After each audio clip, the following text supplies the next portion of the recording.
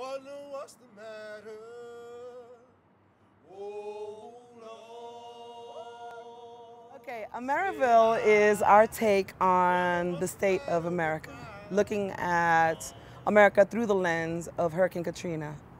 And we go from the event of Hurricane Katrina, uncovering and unearthing different, the way that we reacted to the situation, and moving forward and back and forth through our nation's history, kind of just reminding ourselves of where we've been and where we're at and hopefully where we're going. Initially, Ameriville, or this new piece, was supposed to have been about the history of fear in America.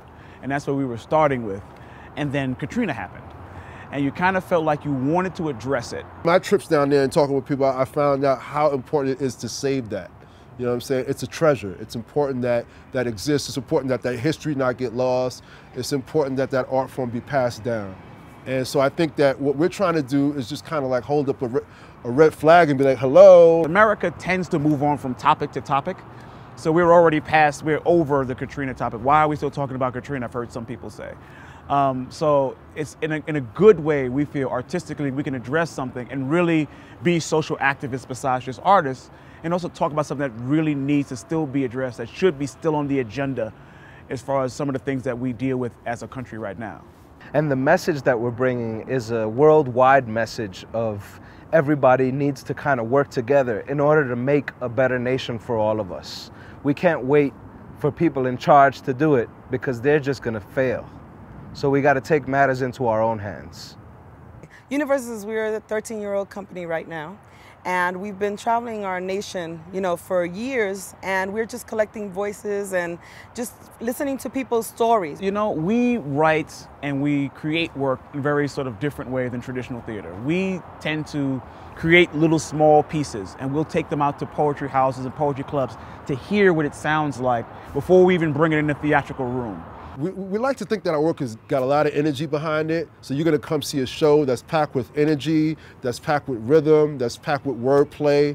Those things are there, but also in the midst of all of that, you've got your more traditional monologues, and more acting moments and things like that going on. So it's a little bit of everything. It's a gumbo. We work a lot with rhythm and stepping, but that's not what's groundbreaking about it. What's groundbreaking is the way that we fuse the sound of our feet and hands clapping with the poetry, along with fusing that with songs that we're singing or bass lines that we're producing on stage. Beatboxing with the bass lines, ba-doom boom, ba-doom boom, ba-doom boom, along with the poetry being fused into that. You're just getting so many different aspects of performance all smashed together. It's great to be at Curious and doing this a second time. I love being at Curious. Curious is really kind of like a home base for me. Myself personally, Mildred, and the company. I mean, I've known Curious for at least maybe 3-4 years. So I feel like I'm coming to a place where people understand what you do, respect what you do, is going to support what you do in a real way. Like, we travel a lot, so you get to some places and they just really kind of want to just throw you up there. But I really feel like we're really truly supported in a real professional way that we feel helps really support the work, and really can let us, take off and do what we need to do as a company.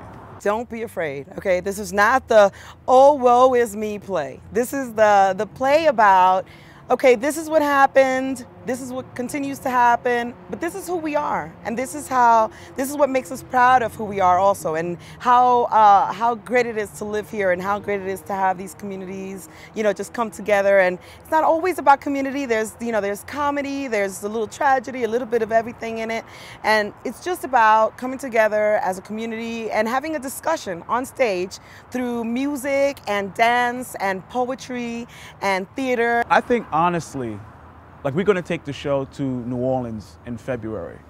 And we think it's very important that it is seen at a place like Denver, who can see and feel and experience a show like this, and then go to New Orleans itself and present this work, and let them see that they haven't been forgotten about. Wherever he laid his hat was